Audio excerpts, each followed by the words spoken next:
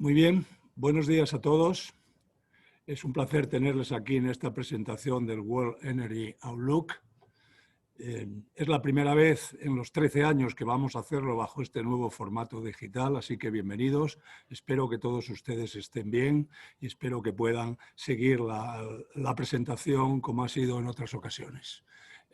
Vamos a realizar este acto en tres partes. La primera parte vamos a tener una primera sesión inaugural en la cual contamos con María Victoria Zingoni, presidente del Club Español de la Energía, Miguel Antoñanzas, presidente de Viesgo, patrocinador habitual de este área, al cual le agradecemos mucho, la secretaria de Estado, Sara Aagesen, que ha accedido a participar tradicionalmente en este evento, y tenemos también la participación, que ya es en los 3 últimos años, de Laura Cozzi, Energy Modeler en el Internacional de la Energía. Tendremos luego una segunda parte en la cual Laura presentará los desarrollos este año del World Energy Outlook y tenemos un final de preguntas y respuestas en las cuales pueden ustedes o bien utilizar la opción que tienen dentro de preguntas y respuestas dentro del chat, o también pueden utilizar enviándosela a pablo.dejuan@enerclub.es, que se las trasladaremos y él se las trasladará a Laura Cozzi. Muy bien, buenos días a todos. De nuevo, espero que la sesión sea de lo que ustedes están esperando y doy paso a María Victoria Zingoni, presidenta del Club Español de la Energía. Mavi. Muchas gracias, Arcadio. Secretaria de Estado, Sara Aagesen, Chief Energy Modeler of the International Energy Agency, Laura Cozzi, presidente de Viesgo, Miguel Antoñanzas. Buenos días a todos y espero yo también que todos vosotros y todos vuestros seres queridos os encontréis bien en esta situación tan extraordinaria que estamos viviendo. Por mi lado, quería daros la bienvenida a la presentación del World Energy Outlook, documento bandera de la Agencia Internacional de la Energía y que, como decía Arcadio, ya llevamos 13 años seguidos haciendo su presentación aquí en nuestro Club Español de la Energía, lo cual es un verdadero privilegio. Hoy, una vez más, tenemos la suerte de poder contar con estos resultados solo 3 días después de su lanzamiento oficial, por lo cual quisiera dar las gracias a la Agencia Internacional de la Energía por darnos este privilegio de poder hacerlo de esta forma y pensar siempre en nuestra asociación, en nuestro club, como una plataforma de comunicación para todos sus estudios en España. En particular, quiero agradecer a Laura Cozzi el poder contar hoy contigo, que creo que dentro de la Agencia Internacional de la Energía no tengo dudas que eres posiblemente la que más conoce este documento. Laura, thank you very much for joining us today, and thank you and the International Energy Agency for supporting the Enerclub's activity for so many years.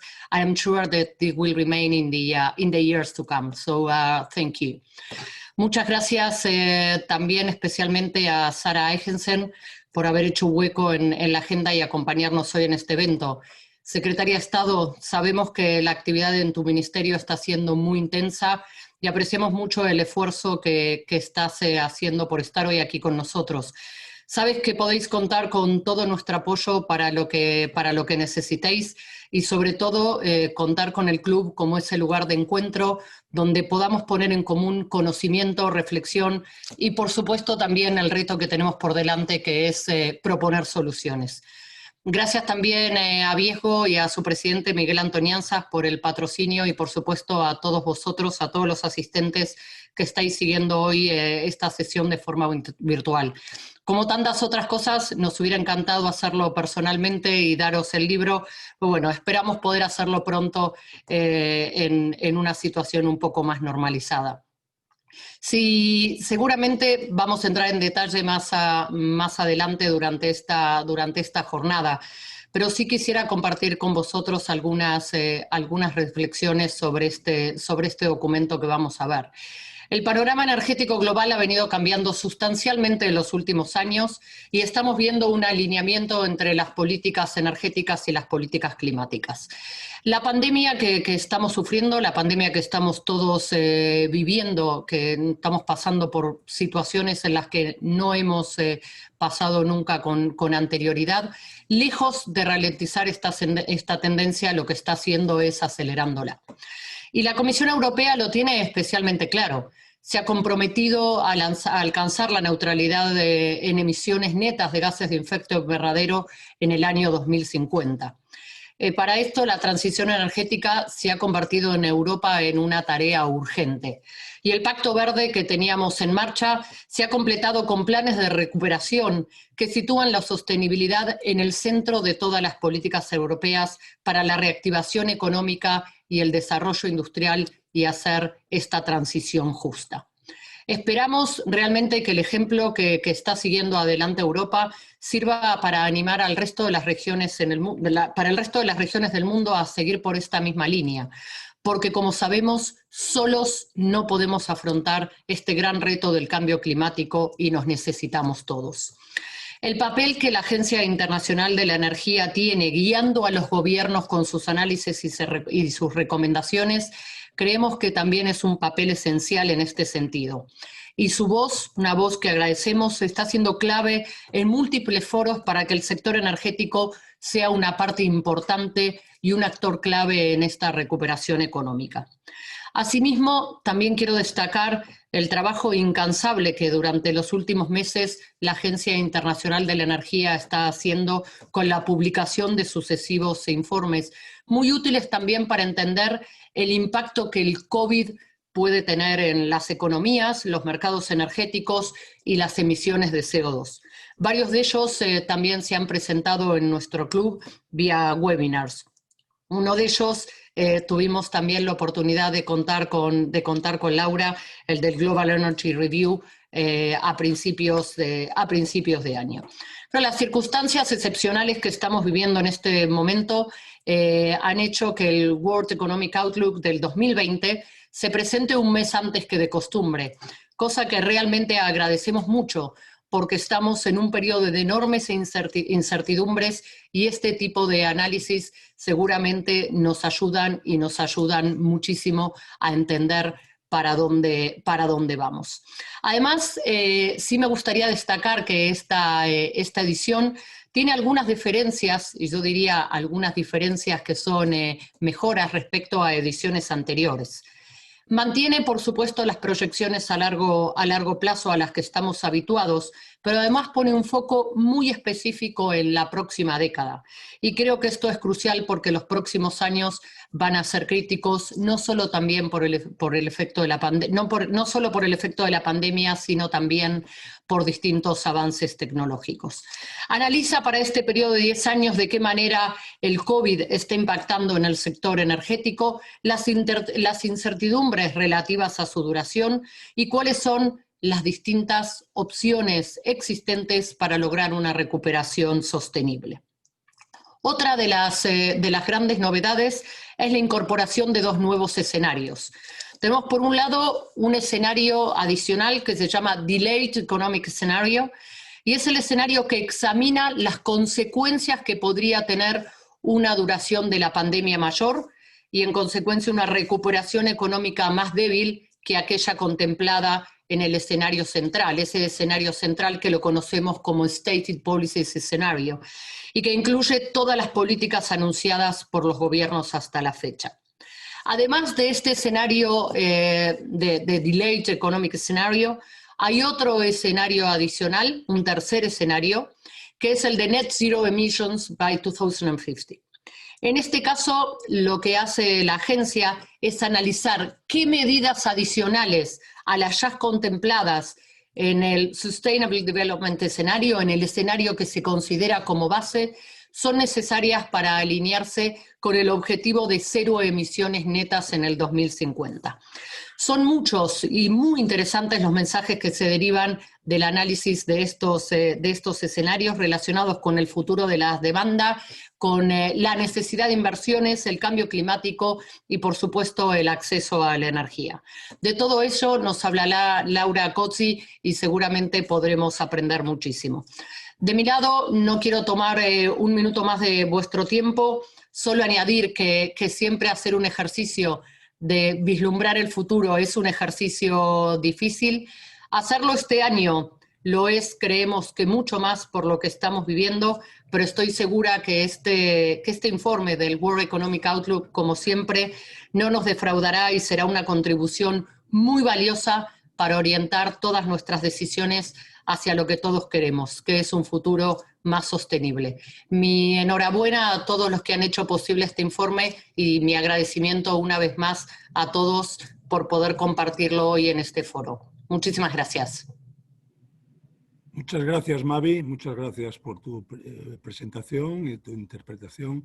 Quería darle a continuación la palabra a Miguel Antoñanzas, presidente de Viesgo, patrocinador tradicional de este evento, y Miguel hasta hace poco presidente del club, ¿no? Por tanto, ahora es presidente, pero hasta hace muy poco presidente del club. Miguel, por favor. Muchas gracias, Arcadio. Secretaria de Estado de Energía, Chief Energy Modeler of the International Energy Agency, presidenta de Enerclub, muchas gracias por tus palabras. Estimados amigos, muy buenos días. Espero también que os encontréis francamente bien, vosotros y todas vuestras familias. Y bienvenidos a la presentación del World Energy Outlook 2020. Para mí es un auténtico honor estar en este evento representando a Viesgo, que patrocina por 10º año consecutivo la presentación del informe anual más importante que publica la Agencia Internacional de la Energía. Los análisis y conclusiones del World Energy Outlook son la referencia anual fundamental para todos los que trabajamos en el mundo de la energía. Muchas gracias a todos los que os habéis conectado con ánimo de ampliar nuestros puntos de vista y contribuir al debate energético. Y un agradecimiento muy especial a la Secretaria de Estado por estar con nosotros. Laura, gracias por essere oggi da noi. El informe de este año vuelve a sorprender por su capacidad de modelizar y trazar escenarios, anticipando y dando soluciones a esa gran incertidumbre en la que vivimos. Pero a mí me gustaría hoy destacar un aspecto que por primera vez aparece en el informe, que hace 2 años hablaba de que el futuro era eléctrico. Y en el informe de este año habla de las redes de electricidad. Las señala como el fundamento, dice the bedrock, del futuro eléctrico limpio y seguro. Y además añade que la transformación del sector eléctrico no es posible sin un aumento de la inversión en nuevas redes de transmisión y distribución de electricidad, que deben ser un 80% superior a la realizada durante la última década. Solo en Europa, en la mayor parte de los informes que conocemos, la inversión requerida en redes de distribución de electricidad para los próximos 10 años alcanza los 400.000 millones de euros, un aumento de entre un 50 y un 70% sobre el escenario tendencial. El informe ahonda en esto y llama la atención sobre la posible disparidad en muchos países entre la inversión requerida para tener esa red eléctrica inteligente, digital y flexible capaz de acoger las energías renovables y la remuneración de los operadores de estas redes. Y preocupa el riesgo de que no se realicen las inversiones necesarias debido a las estructuras regulatorias actuales. Por primera vez señala que puede estar ahí el punto débil de la cadena de la transformación del sistema energético. Tenemos, por tanto, que enfrentar con determinación el desafío de la lucha contra el cambio climático, invirtiendo a la par en redes y en renovables. Y en estos momentos nos enfrentamos a una situación peculiar con la disminución de la demanda, provocada por la crisis. Y esto no debe hacernos perder el punto de vista, el gran objetivo a 2030.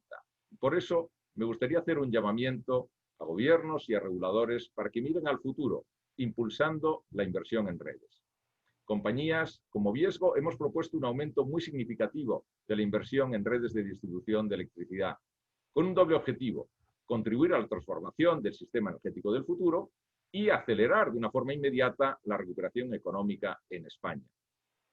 Quiero darle ahora la palabra a la Secretaria de Estado de Energía, no sin antes felicitarle por el excelente trabajo realizado en la preparación del PNIEC. Ayer mismo la Comisión Europea ha hecho una valoración muy positiva del Plan Nacional Integrado de Energía y Clima que ha presentado España. Secretaria de Estado, ya sabes que puedes contar con Viesgo en este reto tan importante. Muchas gracias. Gracias a ti. Muchas gracias, Miguel. Muchas gracias por tu patrocinio y por tus ideas respecto a este asunto. Y agradecerle a la Secretaria de Estado que esté aquí. Vamos a darle la palabra. Sara, es tuyo la palabra.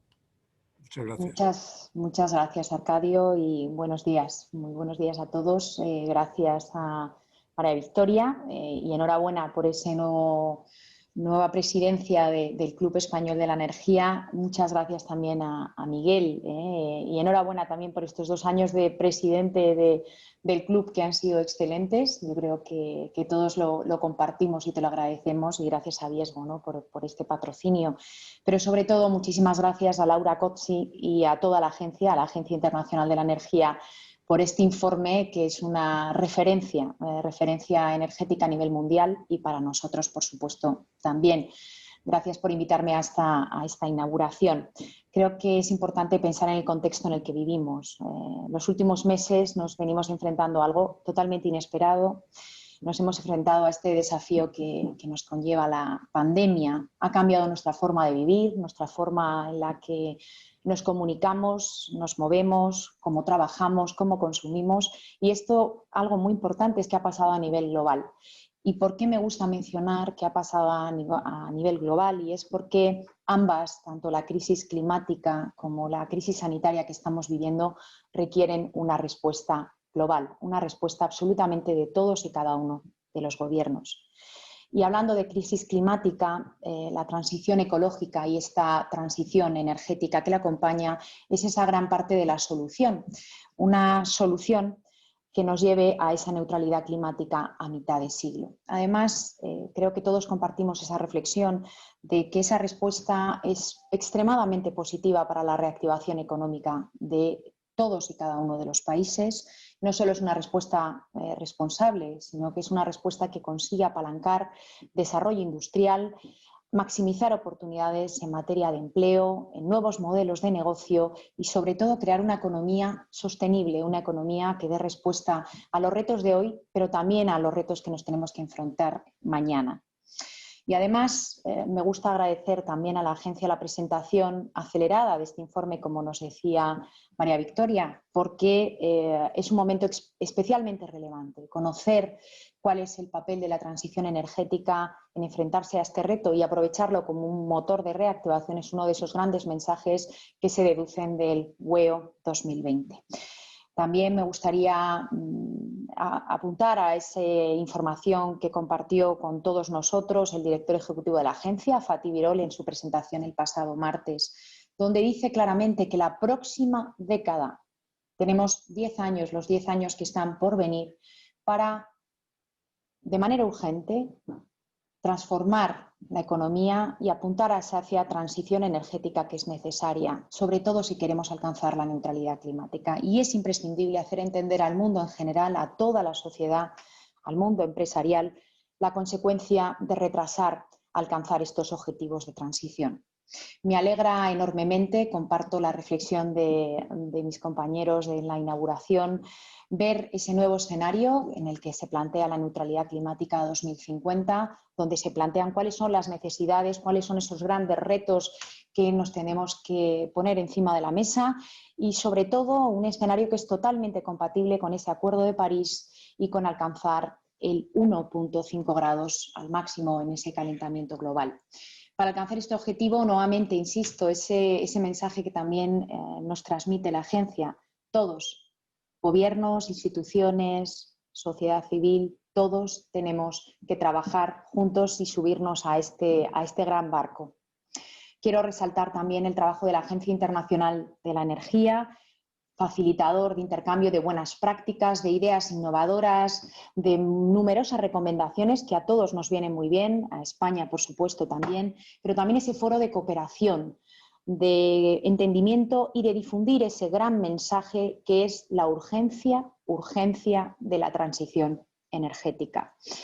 También destacar como habéis hecho, el esfuerzo reorientando el huevo 2020 en un tiempo récord. Enhorabuena, Laura, a ti y a todo el equipo.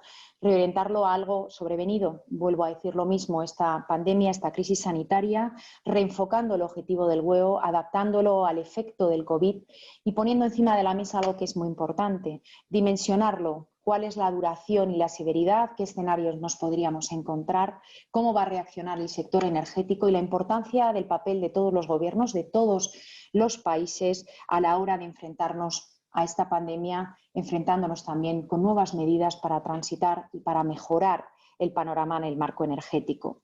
El huevo es claro en muchos mensajes. Miguel destacaba el papel de las redes fundamentales en esta transición energética.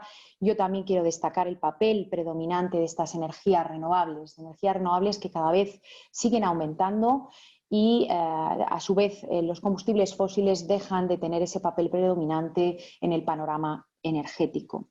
Además, España estamos, como todos sabéis, muy bien posicionados. Somos ricos en recursos, en sol y en viento, somos ricos en empresas, en ingeniería y creemos que tenemos esa capacidad de llevar a cabo esa transformación de forma rápida y que sea también un motor de reactivación tan necesario en las economías de todos los países, pero también en la nuestra.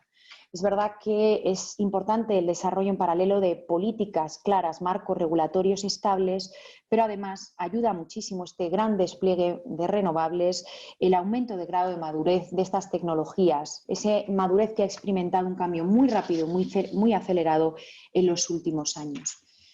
También compartir con todos vosotros, que son muchísimos y numerosos los foros, la Agencia Internacional de la Energía, por supuesto, pero también foros económicos como el Foro de Davos o Naciones Unidas, las que nos han dicho alto y claro, a la vez que la sociedad civil y el mundo empresarial, que todos estamos alineados en que esta recuperación tiene que ser verde. Y en ello la propia agencia ha destacado esa importancia de que los gobiernos trabajemos de forma rápida y contundente, con urgencia, en los planes de recuperación, en esos planes de respuesta ante el COVID. Y hoy compartir que me siento, la verdad, una afortunada de formar parte de Europa, en ese contexto que se ha alcanzado un gran acuerdo entre jefes de Estado y de Gobierno para crear esa herramienta que prioriza la reactivación, la conocida como Next Generation EU. Tenemos un volumen importante de recursos que ahora tenemos que implementar de una manera adecuada y aprovechar esta extraordinaria oportunidad que nos brinda. Hay que emplearlo bien, hay que ser solventes, hay que conseguir que todos estos fondos transformen la economía, recuperen la economía y la lleven a un mundo más digital, más verde, más justo y más inclusivo. El pasado 8 de octubre el presidente del Gobierno y las vicepresidentas y el vicepresidente presentaron ese gran paquete, ese plan de recuperación, transformación y resiliencia, presentando un proyecto país tractor que nos quiere llevar a esa recuperación verde, con al menos ese 37% de todos los fondos destinados a transición ecológica. El plan da respuesta a muchas de las prioridades que nos ha puesto Europa encima de la mesa, como el despliegue masivo de renovables, como el despliegue de puntos de recarga, esa electrificación de la economía y algo también muy importante, la rehabilitación energética de las viviendas, algo en el que tenemos mucho por hacer aquí en nuestro país.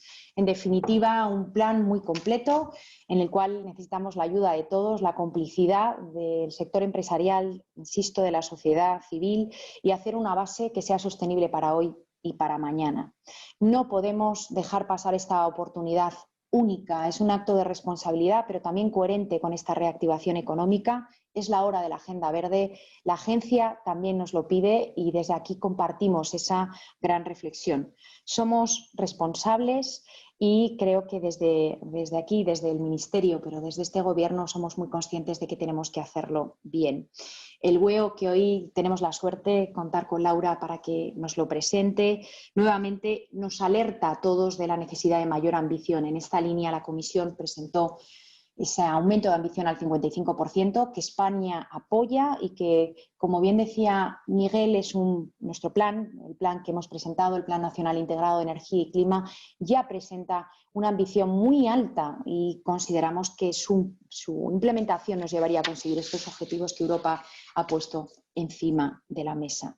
Sin lugar a duda, este documento que hoy nos presentáis, el WEO 2020, es ese documento que siempre va a ser de referencia en el mundo energético, esas políticas y esos grandes escenarios por los cuales tenemos que transitar y que nos va a acompañar a la hora de llevar esa transición totalmente urgente y necesaria. Nuevamente, enhorabuena, Laura, a ti, a la agencia, a todo el equipo que ha trabajado para presentar este informe y muchísimas gracias al club por invitarme. Gracias a todos.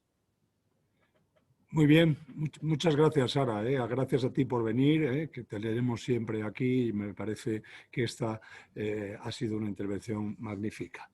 Vamos a entrar en esta segunda parte que decía del acto en el cual Laura Cozzi, buena amiga del club, nos va a presentar el informe en sí mismo. Yo quería recordaros dos cosas. Primero, su intervención va a ser en inglés y tenéis la traducción en la interpretación. En el icono interpretación podéis elegir la traducción si queréis.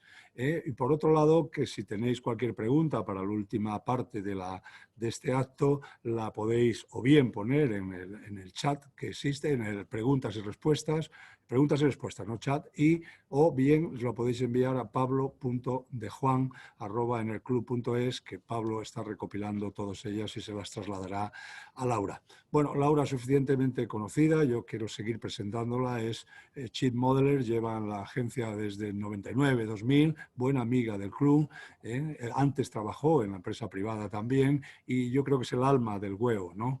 Laura, thank you for coming, it's a pleasure having you again here 3 days after the presentation, global presentation of this report. The floor is yours. Thank you, Arcadio. Thanks to you, to Pablo, to Ana, to everyone in the Club Español de la Energía for inviting us today again.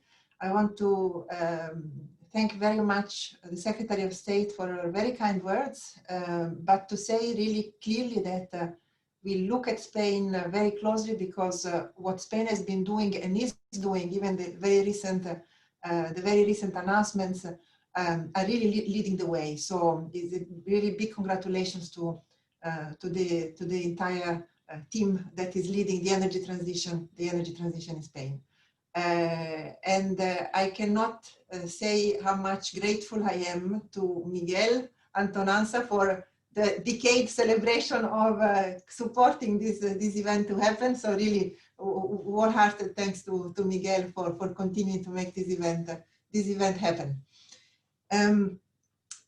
I think that Madame Zingoni at a certain point said that there are many differences this year in the outlook, and she said that we have improved on a number of things. I hope it is the case. We're really working very hard, and I want to say maybe that this year we have 3 Spanish that has helped us, and we're really part of the team. Of course, Carlos Alvarez, you know, all of you is always behind us, helping us with Vio, but also Pablo González and Araceli Fernandez Pales were part of the team, together with a very strong team of the Spanish delegation with Juan Ignacio del Castillo's campus that is really supporting us as well. So without any further ado, I will take you through the key findings of the report. Let me start with the following. Before we were all hit by this health, first and foremost, and economic crisis, our expectation was we would have and see a healthy economic growth, and we did a healthy energy demand growth. Clearly, the situation has changed, and we live in a huge uncertainty. Nobody knows how quickly we will be able as societies to cope with this crisis. So we decided this year to understand this using different scenarios. One is a more optimistic one, if you want, the stated policies. And in this scenario, we are expecting very much in line with what IMF and OECD are expecting, that we will have a deep dive in the economic growth this year, but that as of next year, the global economy will start rebounding, and we will manage to cope and live with the virus as of next year. As you can see here, however, even in this scenario, two things to keep into mind. The scars of the crisis are not going to disappear in this decade. Even by 2030, you see energy demand is lower than we were anticipating last year. So these scars are going to be staying for us for a long time. And this, if you want, is an optimistic scenario. It's not excluded that it will take longer to take to grip with the global pandemic. That for a number of reasons, it may take a bit longer to come with the vaccine and the global economy to recover. The recent data we are seeing from the emerging world, where most of the economic growth is coming, are very worrisome. The latest number from the International Monetary Fund, for example, show that India has seen a revision of 10% downwards. So in short, basically, our scenarios this year show the following. We are living a pandemic. This pandemic will show very clear scars for the energy sector throughout this decade. If we manage to come to grip with the pandemic next year, then energy demand will be back to pre-crisis level in 2023. Otherwise, we will need to wait a couple of years more. Something important to note is that not all energies are being affected the same way. What you see here is what is happening this year. I had the pleasure of being with the Spanish Energy Club earlier this year. This is an update of the data that we presented earlier this year. What hasn't changed is that this contraction of energy demand is something that we haven't seen in 70 years. However, if you look here, modern renewables, specifically wind and solar, will continue to see a growth. All other sources will see a decline, with oil and coal being the most affected. Now, going forward, what are we expecting? In fact, basically, we are expecting the transformation that we're seeing this year to be kind of accelerated. Renewables taking the largest share of growth, gas continuing to grow, but at a slower pace compared to previous year. I will come back to oil in a second, coal declining, and nuclear increasing slightly. So we are moving more quickly towards greener sources. If we were to see a delayed recovery, this would be accelerated further, meaning that modern renewables wouldn't be affected much. We would see coal declining more, gas pretty much staying robust, and oil nearly flat. Now, when we were doing the review of the report, it was quite interesting because some people said, oh, so this scenario is not so bad. We completely disagree. In this type of scenario, you see hundreds of millions of people in the developing world not being able to pay for energy. We are expecting next year, because of the change in the economic situation, to have between 30 and 100 million people in the emerging world not being able to pay their bills, meaning that those people that were in fact having access to energy before will fall back into poverty. So point one. Point two, if you calculate how much it costs to the society to reduce emissions in this way, the thousands of dollars that is cost to save 1 ton of CO2 in this case is $6,000 per ton. You're all in the energy sector, you know that basically any other technological measure would cost less to the world. So we should do everything to avoid to end up in this situation. Another area that has been very much in the press recently is oil and oil demand. This was the expectation we had last year, healthy growth. Our expectation for this year is the following. Oil is witnessing a tremendous dip. We are expecting return to growth next year. Some segments will take several years to come back, aviation being one of those. However, there are two areas that are still seeing robust signs of growth. One is petrochemicals. Petrochemicals for packaging, but also for health reasons. So the growth in petrochemical sector is actually robust. We have not seen a decline in petrochemical uses this year. A lot of the dip was in aviation, in our transport mobility, etc. Another area that there is a bit of maybe what we would like to see, not what the data unfortunately show. We think that behavioral changing that we are seeing will have a profound impact in terms of keeping demand down. Is not really the case. There are some of those, for example, if you don't fly to wherever in the world for your holidays, it's obvious that demand is going to be depressed. This is understandable, and we are seeing this in the projections. However, if you look at the data for 2020, even in a depressed car market, the largest sales this year, 42%, 2 percentage point more than last year, were SUVs. 42% of global car sales are SUVs. If you know the EV number, electric vehicle number for 2020 share is 3%. So we are still preferring to buy a big, large car than an electric vehicle, and by a large margin. The other thing is, certainly in Paris, we are seeing many, many more people going by bikes.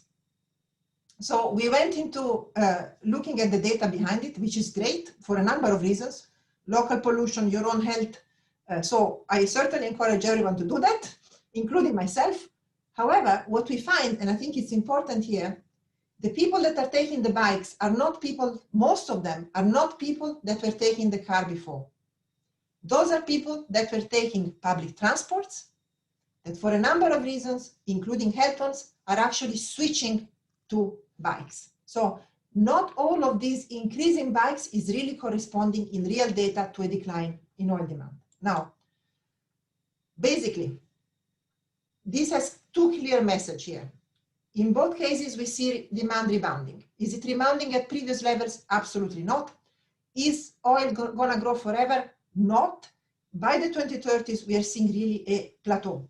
Does it really matter for the industry if it's 100 or 102 or 104? Not really. However, the industry has to look at a very big transformation, and I'll come back to this in a second.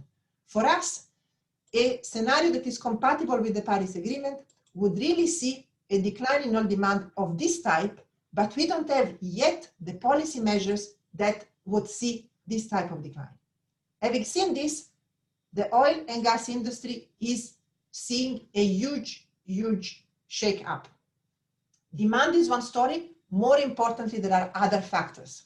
So what I'm showing here is the values that in today's term, oil and gas producers in the world were seeing to 2040. Doesn't really matter. It's of course very important, the trillion number there, but it's a very large volume.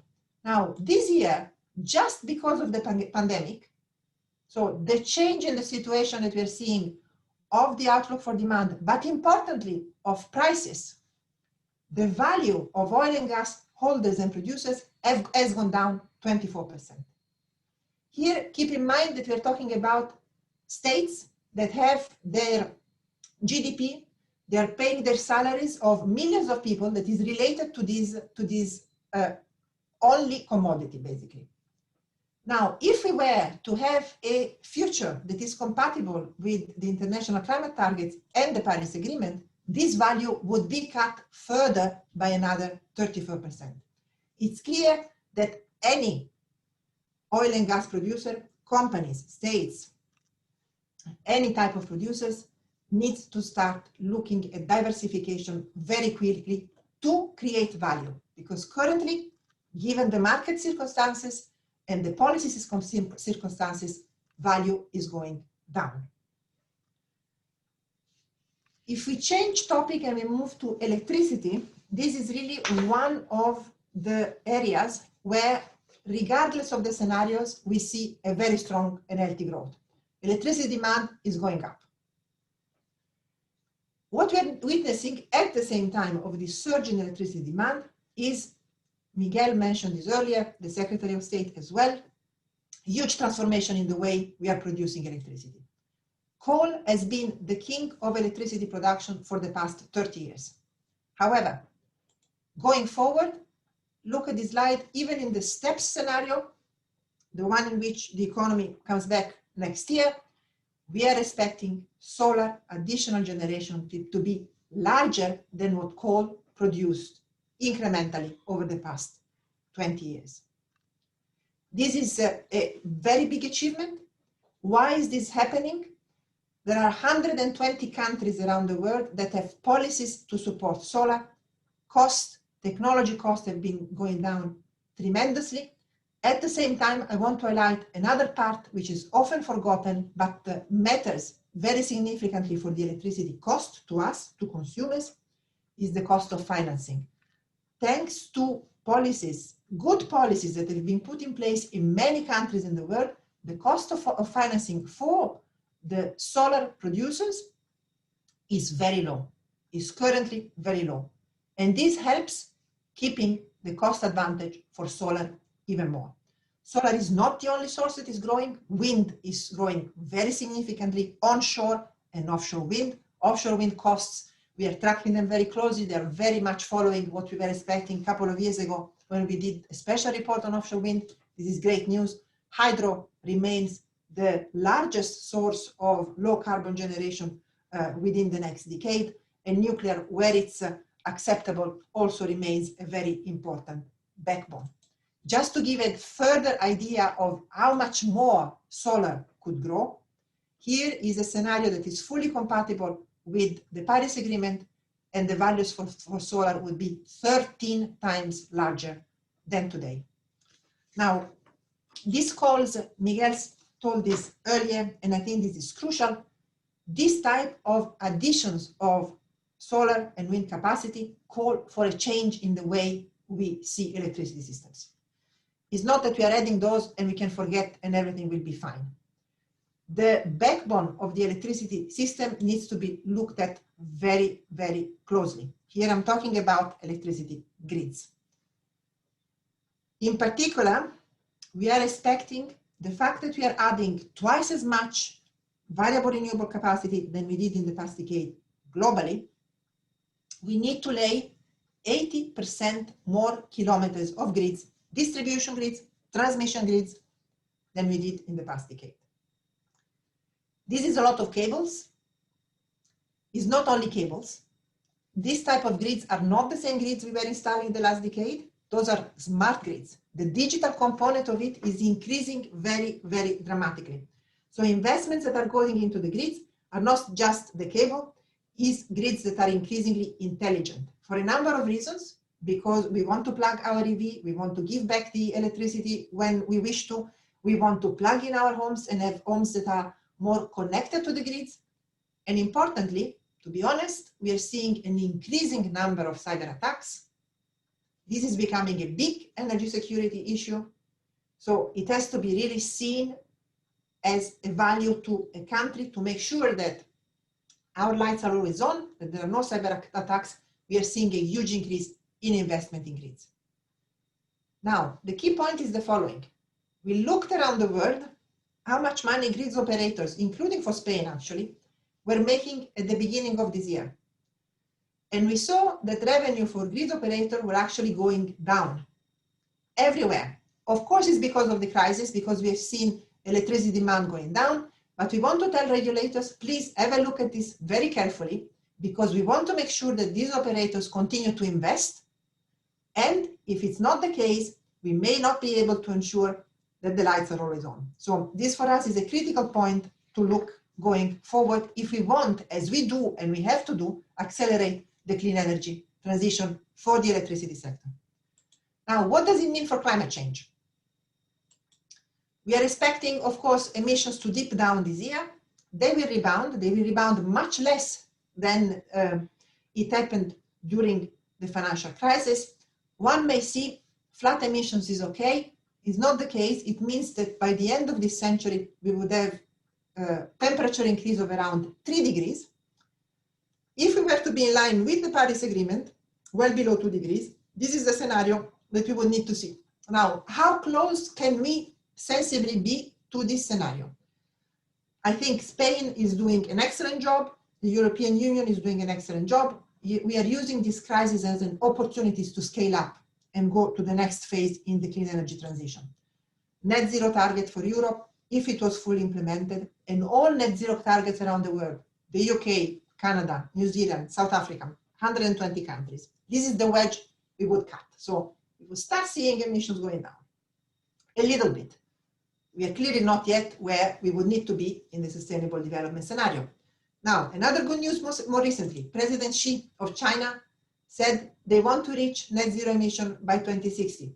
This would start really having an important dent.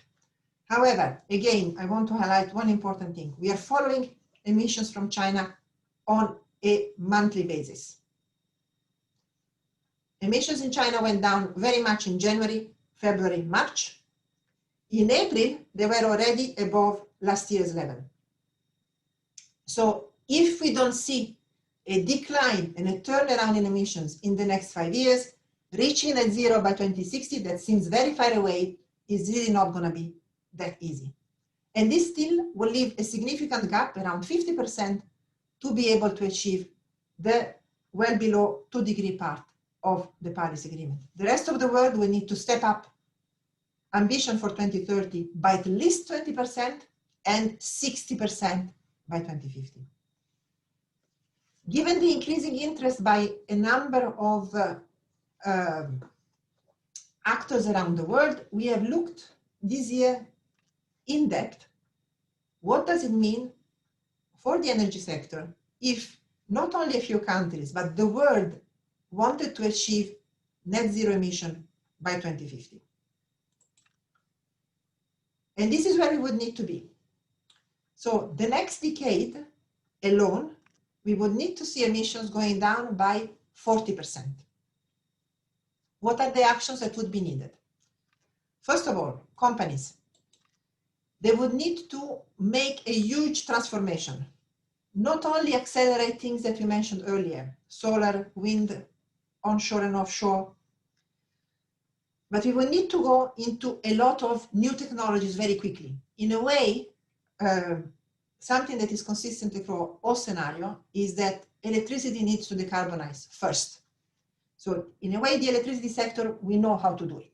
But now it's time to move on to all the other sectors. So to give one example, low carbon hydrogen would need to grow 100 times compared to today. So there are myriads of investments and actions that companies need to take, but that wouldn't be enough. Companies alone cannot make it. We need us citizens to buy into this change and start having behavioral changes.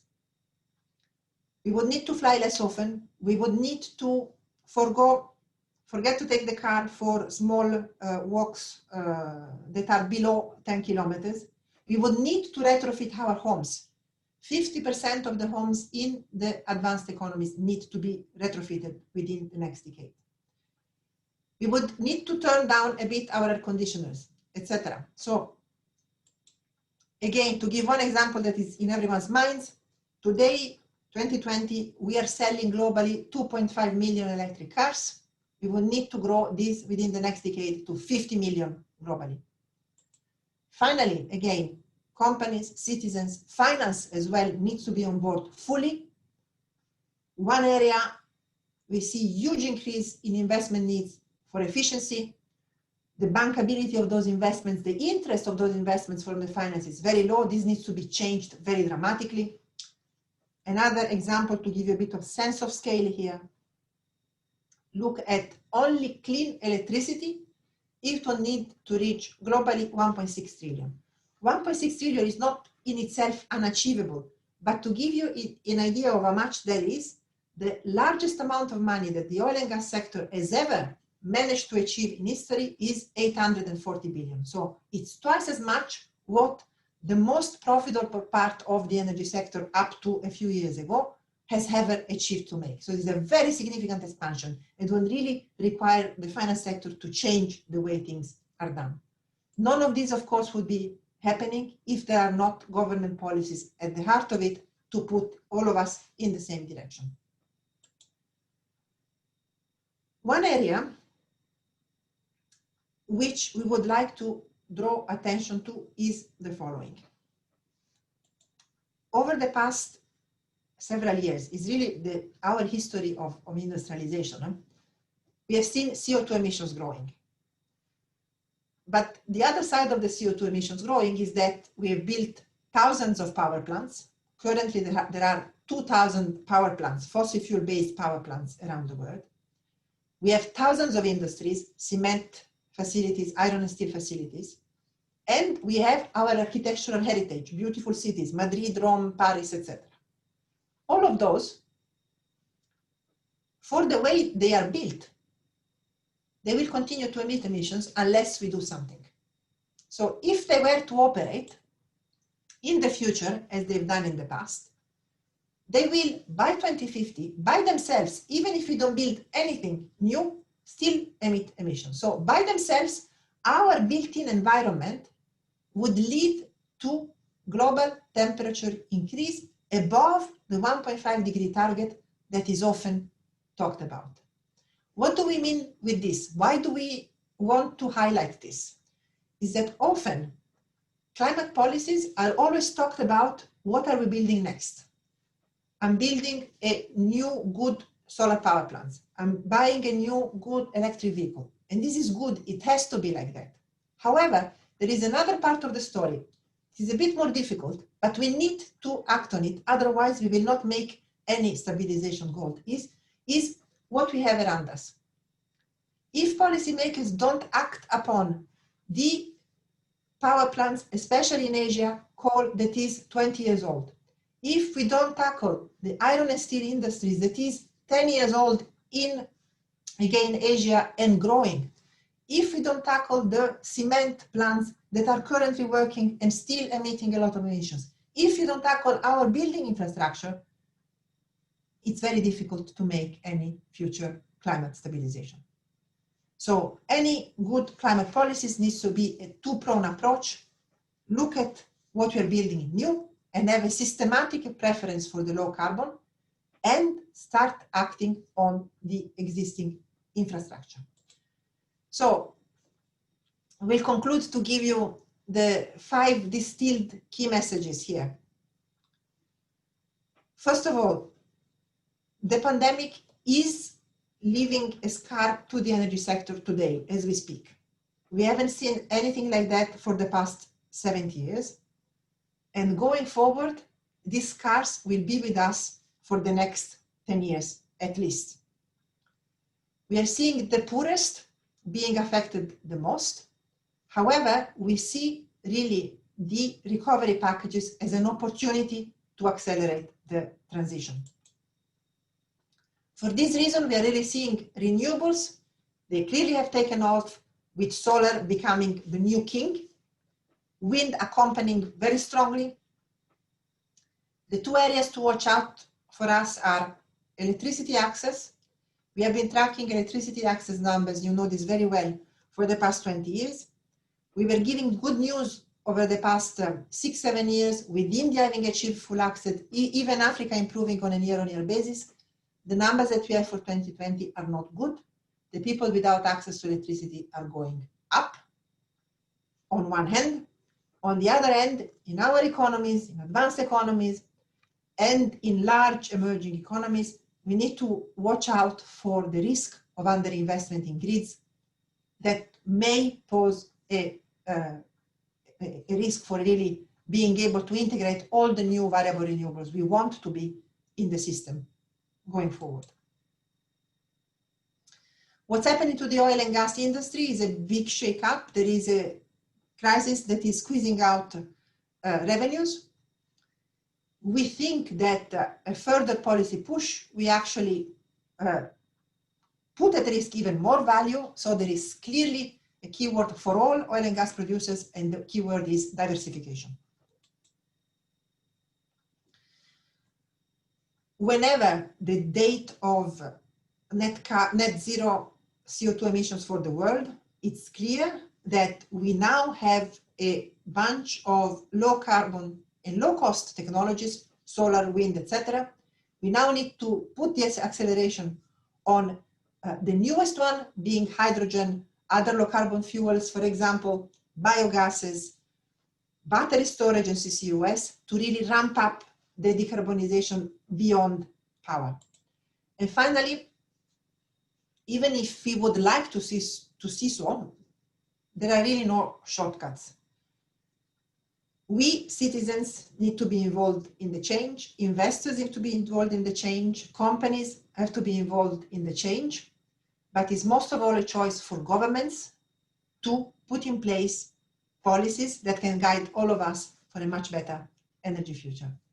Thank you very much for your attention, and thanks for all the beautiful words you said at the beginning, and many thanks Arcadio and Pablo and Miguel for always your warmth and willingness to have us. Okay. Okay, thank you very much for your outstanding presentation, Laura. It's a pleasure having you here. And now we are going to jump into the Q&A section, and I'm going to give the floor to Pablo because he's collecting all the questions and translate to you. Okay? 15 minutes of this Q&A session, more or less. Okay, go ahead. Thank you very much, Arcadio. Thank you very much, Laura, for the interesting presentation. As it normally happens when you're in one of our events, we have a lot of questions. So I'm going to start now. There are a lot of questions on one of the hottest issue we're seeing right now, which is, you mentioned it, the recovery plan, next generation, the 750,000 million euro, with energy transition and green recovery as one of its main destinations. So concerning this issue, a couple of questions. One, would you give any recommendation to governments when it comes to designing and selecting projects where this money should go? Two, which areas would you establish as priorities? There was another person that pointed out that it seems like a big part of this investment will be used or aimed to electrification of the economy. And therefore, and you said it, electricity demand would probably go up. And they ask you, do you think the European energy systems are ready for this increase of demand? That's concerning the next generation EU. Thank you, Laura. Thank you very much. So we have been looking at sustainable recoveries at the beginning of the year. And the lens through which we approached it was the following. Anything that has the ability to fulfill three things, which is boost economic growth, create employment, and put the energy sector into a more sustainable path, both in terms of environmental footprint and security, should have been given priority. So we have done an analysis that looks at what are, of course, then it changes country to country. So what I'm going to give here is really very broad headlines here. What we found is that the largest job multipliers we found in the energy sector are, on one hand, on energy efficiency. Keep in mind that we see a lot of construction workers that have been laid off. Energy efficiency and renovations of buildings could bring these colleagues back to work quickly. Of course, these have to be plans that have to be in the pipeline earlier. Otherwise, there is no point in having those colleagues back quickly in the job and employment. The second big area is the electricity sector. Is not only new generation. I come back to this. Grids for us was really the area where we could bring in distribution grids, new people in quickly. Third area, more forward-looking, is innovation. And here is investing basically in knowledge, investing in new forms of lower carbon energy. Hydrogen has been talked about everywhere. Why is that? Is really to have a competitive edge. Here, I take away my IEA hat for a second. Europe is now in a bit of a historic opportunity here to take a bit of a leap forward vis-a-vis others. If we were to really mobilize investments in hydrogen in a number of digital grids, batteries, etc., we would have a bit of a competitive edge vis-a-vis others. So those, to sum up, the three areas were energy efficiency, which area depends very much on the country, grids and electricity, and the third is really innovation. You ask about the growth in electricity demand for Europe, would we be able to absorb it? I think yes, but the key thing is, again, I come back to electricity market rules, the way they've been changing, being able not only to pay for electricity, but increasingly being able to pay for flexibility. This flexibility, market rules need to enable investments in new grids, new batteries, new forms of flexibility. So if we are able to do this quickly enough, it will not be an issue to absorb electricity demand growth. Thank you very much. Thank you, Laura. Jumping to technologies, and you mentioned some just when you were speaking right now. They're asking you about hydrogen. When do you think it will be fully competitive, and when will it become a relevant actor in the energy systems? They ask you about the future of nuclear.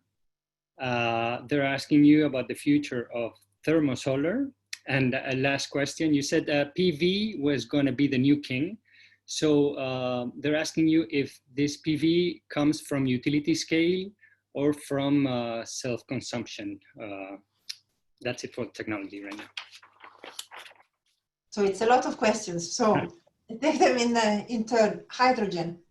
We have never seen as much interest in hydrogen as over the past 2 years. It's incredible. There is no single country, and I would say almost every company we speak to, they have an interest in some form of hydrogen. Everyone talks about hydrogen with different colors, blue, green, whatever color of hydrogen, but there is a huge, incredible interest. I think we have, those of us that have been in the energy sector for a bit longer, we may remember that a few years back, there was another wave of interest. We think that this time it will be for good. So we have a rather positive stance on the future of hydrogen. In terms of competitiveness, I would make a bit of differentiations about gases, CCUS, and electrolysis.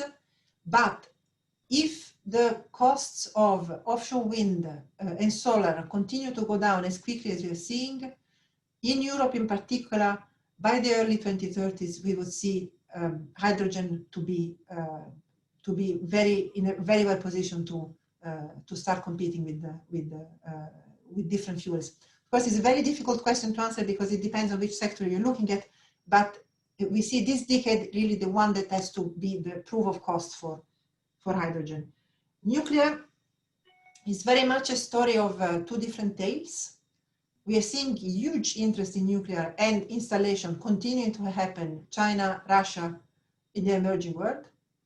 It's not the case in the advanced economies, although Canada, United States, and Japan are now very much interested in small modular reactors. The reason is simple. Financing for new nuclear now is very difficult. Time extension of nuclear now is considered in many, many places, and for us quite essential to keep abatement costs low. But SMRs are coming more and more under the radar screen because the reason is obvious. In this huge uncertainty on demand and difficult financing condition, the small modular reactors are a bit of an answer to the financing difficulties and the demand uncertainty. On solar, thermal, and PV, I'll give a very short answer, which is not only solar PV utility, but also distributed generation is growing very fast. Data for last year were 60-40. The reason why I'll stop here is that I give you a bit of a preview, is that solar will be the special report we will work on next year. So I'll be happy to discuss that in more detail next year. Thank you, Laura. Now we go to the block of scenarios where they're asking you also, and mainly dealing with peak oil demand. So they're asking you first if why does the agency scenarios differ from other scenarios like BP's outlook? Your scenarios foresees growth, while the BP's sees they've reached the peak demand. And then another question concerning the scenarios is if you have considered the recent changes in the EU and upscaling their objective of CO2 reductions in this year's outlook. Yes, so comparison with BP outlook, we need to compare likes with likes. BP this year did not come out with a scenario that is similar to our STEP scenario. In what way? If you want, they have, I believe, 3 scenarios. They have a base case. Their base case is very similar to our delayed recovery. So they have a very low economic growth in their base case, and their outlook for oil is rather flat in this base case. Then they have a scenario which is compatible with Paris, which is very much in line with our sustainable development scenario. So this really explains the difference. BP did not have a scenario with an economic outlook that comes back with very much in line with the IMF, that would be the equivalent to STEPS. And the decarbonization scenarios that we and BP put out is in a way similar. I think for me, the most important thing is that it's not so much the oil demand outlook that will determine the future of oil and gas, it's really the value aspect that we have come up with earlier. The second question was about EU. In our STEP scenario, EU emission by 2030 are already down by 55%. The extra wedge to go to full decarbonization by 2050 is in the blue one that I showed earlier. Okay. Concerning the EU, continuing with the EU, we've seen that during the pandemic, we just talked about this, Europe scaled up its objectives. Is this a trend all over the world, or are you seeing countries' ambition going down because of COVID-19? I think that's really an excellent question. I would say that up to now, Europe has really been leading the way in terms of sustainable recoveries. We are not really seeing this much around. Okay. So it's really, Europe is leading the way on sustainable recoveries. It's not the case throughout. I need to say the following though. Especially in the emerging world, the health and sanitary issue were the ones for which most of the money has been flowing. And the other areas was supporting the poorest to pay their electricity bills. So we think that hopefully as the health situation improves, that the emerging economies will borrow more money and start more looking at the infrastructural issue in the next phase. This hasn't happened yet. Okay. And continuing with policies, they were pointing out that 80% of growth of CO2 emissions come from non-OECD countries, and they're asking you how the agency is helping them on their energy transition and establishing efficient energy policies. How are you helping them, basically? So we have established now for the past several years a program which is called Clean Energy Transition Program. And we are working with the major emerging markets, notably India in particular, but also China, Indonesia, Brazil, South Africa, Morocco, and many others. And with them, we focus on different aspects according to what the government in the country main focus is and what the main preoccupation are. So we are working especially in 2 areas, energy efficiency, system integration of renewables are the top 2. So, but in Brazil, for example, is biofuels. Depending on the country, we have different programs very much working with the governments there to scale up and speed up transitions. Okay, thank you, Laura. Energy efficiency, another big block. Fatih Birol mentioned last year how there wasn't a big improve, or it was probably the lowest improve in investment dealing with energy efficiency. So they're asking you, how has energy efficiency evolved in 2019, and what is needed to boost these investments? Badly. It's not going well. is not going well, and the fact that we have lower incomes is creating actually issues even for consumers that, for example, wanted to change their car this year. They're becoming poorer, they're not changing the car, which means that the capital stock that we have and we are seeing is older than we would have seen if the economic growth was healthier. So the situation is deteriorating. The data for 2020, if you look at energy intensity, it's completely a meaningless indicator because the GDP energy relation has completely blown away. So we went into sector by sector, and the sector by sector data are awful. I gave the example for cars. We are seeing more SUVs sold than any other type, which means the overall efficiency of the car stock is actually deteriorating this year.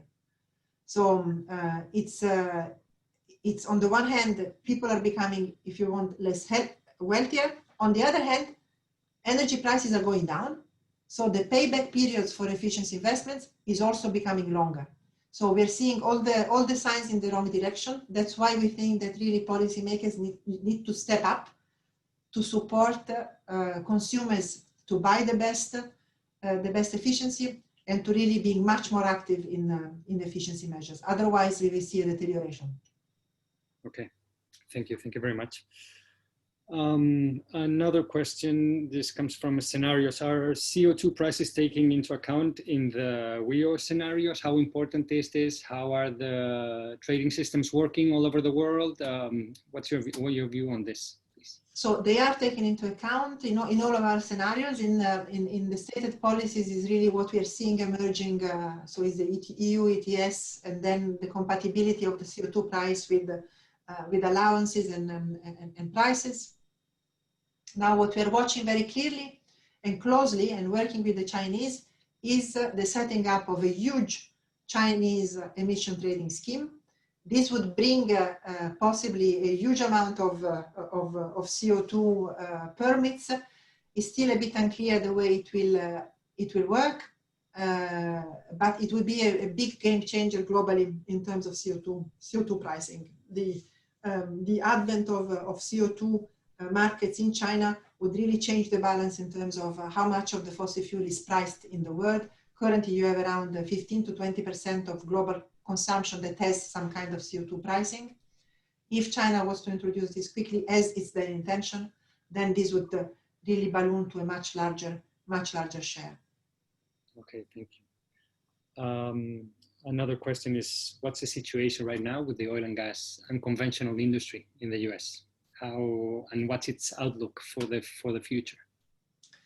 So we are seeing currently this year investment at around 45 billion, not a very high number to be honest. And the shale oil industry in the US is possibly the most price sensitive that exists in the planet. So it's the one that has been reacting the most to the current price shock. Of course, you know all that oil markets are a complex intricacies of markets and political choices. We have done an analysis this year that shows, according to the different level of investments for the US shale oil, how could be the future. We remain optimistic because while on the one hand prices have gone down and will be lower over this decade, at the same time the resource evaluation has increased 50% compared to last year, an enormous number. So the two effects a bit balance out. So in short, this year we saw a contraction. We are expecting to see a rebound soon as of next year, and the US shale to remain for the next decade certainly a very important player in the oil sector.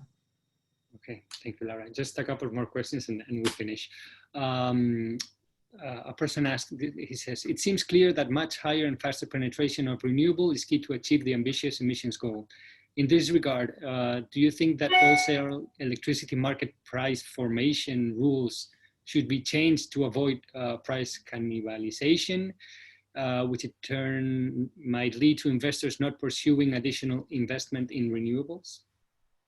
I think that the market design issue for electricity is something that we have been trying to highlight for the past couple of years, is absolutely central. I fully agree with the colleague who raised this question, and I go back to what I said earlier. The way markets are going to be, needs to be redesigned, is that electricity, of course, has to be the commodity, but at the same time, more and more is flexibility and needs to be paid for as well. If we don't do this quickly enough, of course, clearly the cannibalization will happen. So we need to find ways to also price flexibility. And the more we go to zero carbon, zero marginal cost generation, this will really require rethinking. Okay, thank you, Laura. And they're also asking you if assessing unemployment rates on countries which are betting the highest on climate change are taken into account in the WEO, or do you have some numbers for this? Yeah, that's basically it. Yeah. I did not understand the employment and if you have unemployment rates in the WEO on countries which are betting the highest on climate change against those who are not, if you have some kind of study with that. So we have started looking at employment numbers earlier this year, but we don't have necessarily differentiation between climate impacts. So this we haven't done yet, no, okay. To be quite honest.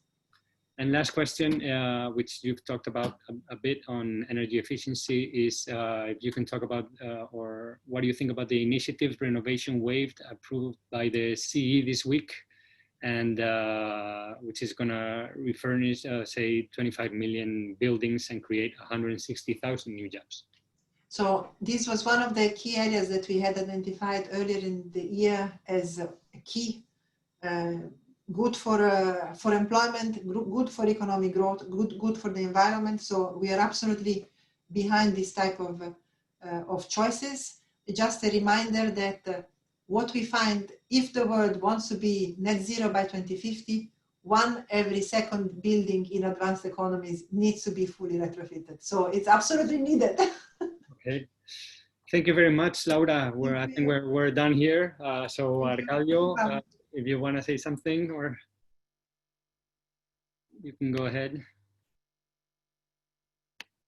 Pues nada, muchas gracias. Muchas gracias a Laura, muchas gracias a Miguel, que sigue aquí, muchas gracias a todos los que han estado participando y muchas gracias a los espectadores que han enviado muchísimas preguntas. Seguiremos haciendo esto en los próximos meses. Seguro que Laura seguirá viniendo aquí. Nosotros estamos dispuestos a tratarla bien siempre, ¿no? Muchas gracias a todos y que vayan las cosas bien. Saludo.